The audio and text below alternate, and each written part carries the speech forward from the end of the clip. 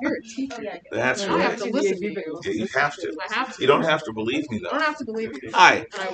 I I'm teaching a brief lecture today before giving you the European history exam.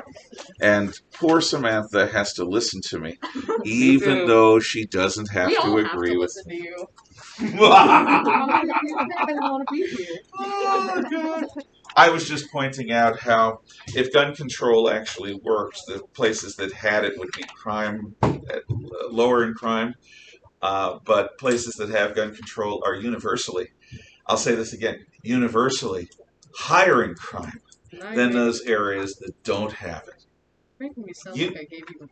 No, I know, because she did not give me an opinion. I did not. I am implying not necessarily her opinion, but the opinion of many people who are other than her, that presume that if you make a law that controls the ability of actual Americans who are law-abiding to own guns, that somehow society will be safer from the bad people. History does not bear that out. Okay. I was not happy with the end of yesterday's lecture. I rushed, so I'm going to give it quickly now. And then you can take your unit exam 3A. Italian fascism and German National Socialism are both National Socialistic. You can move back. I just needed you to move because I thought I was going to have to move someone else there. Oh. But I don't, so you can be where you're comfortable as long as you're an empty space between. That's my opinion. I'm sharing it with you. Now, thank you. I'm generous that way. Understand that whenever you hybridize nationalism and socialism, you usually get something pretty darn powerful, but you also get something different. Italian National Socialism harkened back to Roman times.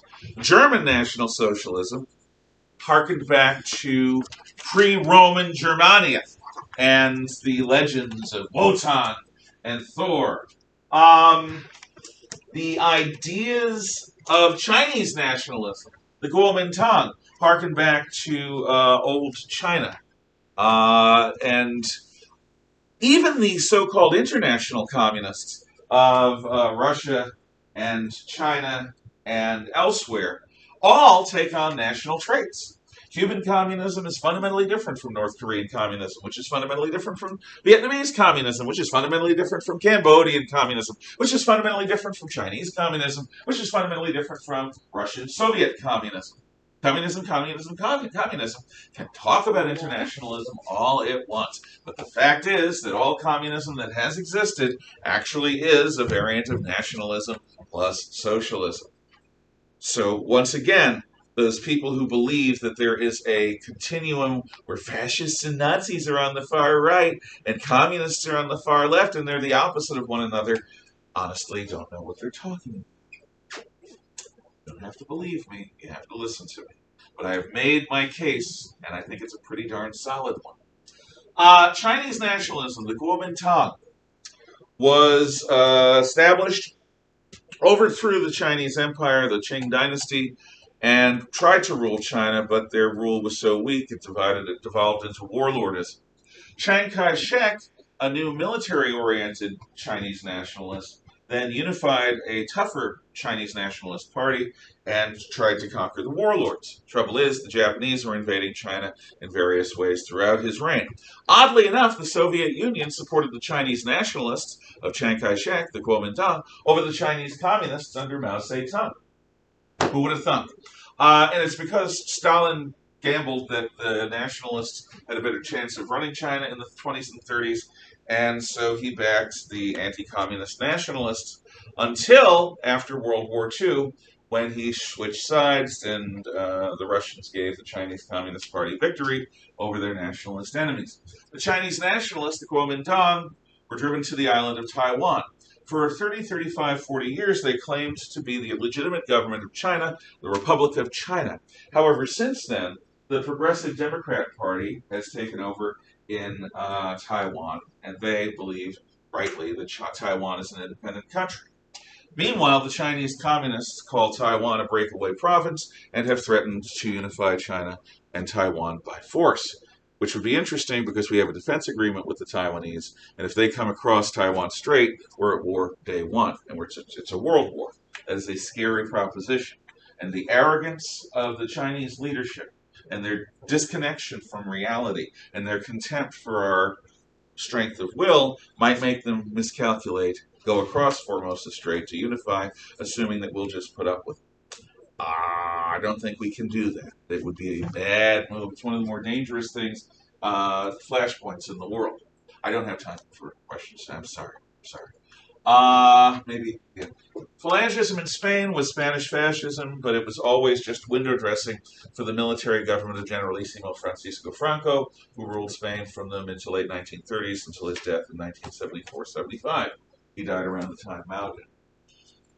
Argentinian Peronism. Juan Perón uses a combination of socialist economics, populism, and nationalism to create a cocktail of power that he uses to rule Argentina on and off from the 40s through the 70s.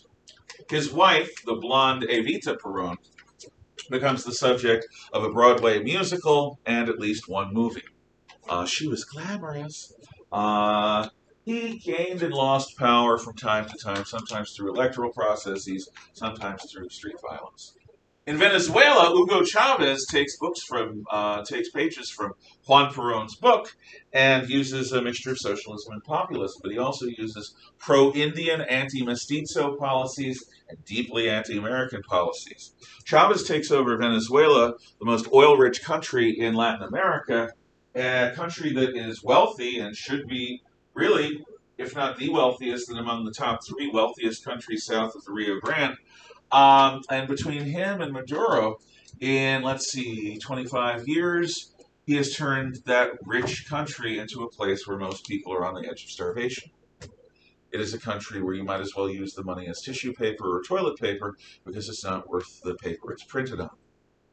If you ever want to see socialism in action, don't point to Sweden, which is not socialist. It's free market, it's strong government intervention and regulation.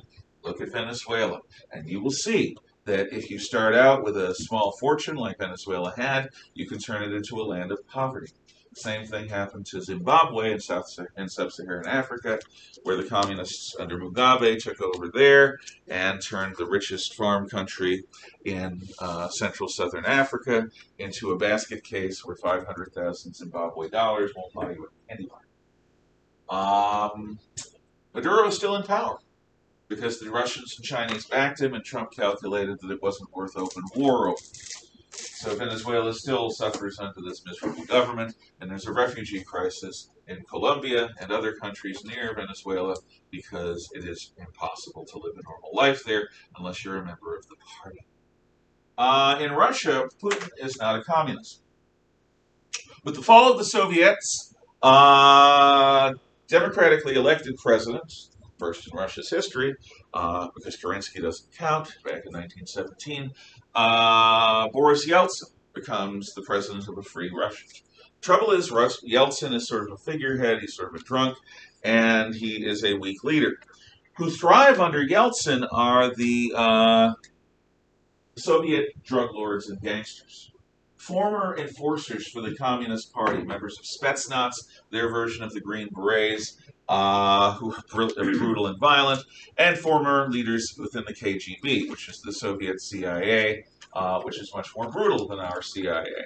Vladimir Putin started life as a KGB officer. He rose to the rank of colonel, torturing people, brainwashing them, killing them, all in the name of Mother Russia and the Soviet ideal. He then took over from Yeltsin around the year 2000 and has systematically crumpled the Russian constitution, turned it into so much rubbish, and rules with an iron fist. You know, he wrestled a bear once. He did. And one of his pals is the American action movie star Steven Seagal. Putin's not a comic. Putin is, however, a bloodstained dictator who rules with the cooperation of the gangsters and drug lords. Do you have a question? Okay, I really don't have time, but I can answer a quick one. I just can't go too deep because you need time to take your test.